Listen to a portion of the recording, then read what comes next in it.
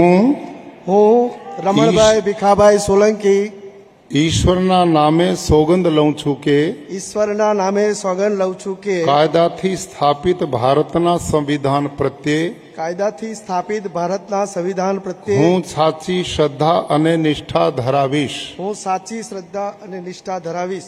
હું ભારતના સાર્વભૌમત્વનું અને અખંડતાનું સમર્થન કરીશ. હું ભારતના સાર્વભૌમત્વનું અને અખંડતાનું સમર્થન કરીશ.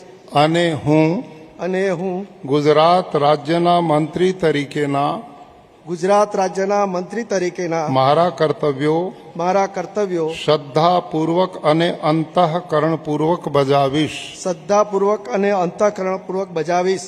અને ભય કે પક્ષપાત રાગ કે દ્વેષ વિના તમામ લોકો સાથે સંવિધાન અને કાયદા અનુસાર